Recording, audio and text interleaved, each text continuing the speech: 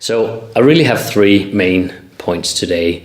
The first is that leadership matters, that if you have extraordinary leaders, you'll create extraordinary results for your employees, for your customers, and profits. The second is that every leader can be developed. We cannot all be extraordinary leaders, but we can all improve from where we are. And my third main point today is that the strength-based approach to leadership development is the most effective. So if you want to become better, use strength-based approach. For a leader to be effectively developing him or herself, he needs to understand where he is. So he needs to have a good objective view as to how am I as a leader? Am I a number 2, on a 10-point scale, or am I number 7? To have open and honest feedback about where you are, then you can better plan on how to become better. And most leaders think that they know their own strength and their own weaknesses, but research shows that they don't. And a 360 will give them an honest feedback about where they are and their good and strong and weak points. So an extraordinary leader is one that has strength. In fact, research shows that an extraordinary leader is one that has strength and not one that doesn't have weaknesses. So it's one that has major strength. So that's the first part. The second part is an extraordinary leader keeps developing, so keeps being inspired to become even better. And the third part of being an extraordinary leader is one that creates exceptional results. So if you ask their employees, their customers, and their shareholders, they will say, we get a lot from this leader, and they produce results. So on the question of why focus on strength rather than weaknesses in a leadership-based program, well, the short answer is because it works.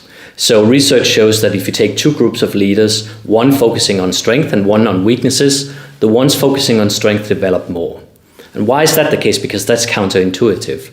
And that's simply because focusing on your strength, you have more energy, you're more resourceful, you can find ways of developing. And not only that, having strength is actually what defines exceptional leaders. People will see you as stronger leaders, perceive you as better leaders, and they will set the results accordingly.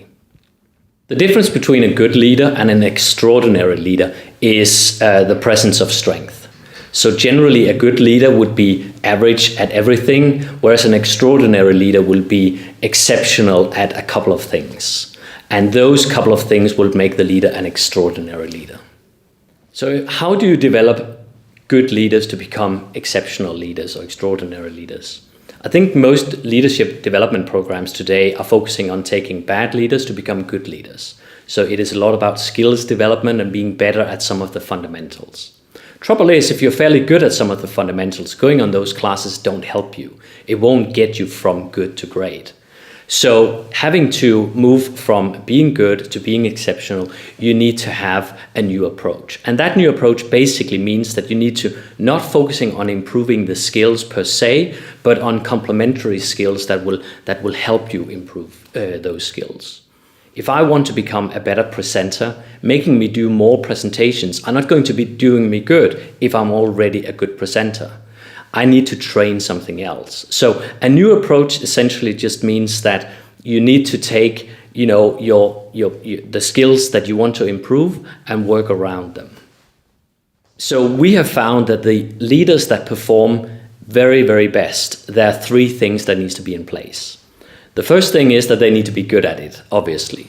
The second thing is that it needs to be something that the company needs you to perform. And the third thing is that it's something people are very passionate about.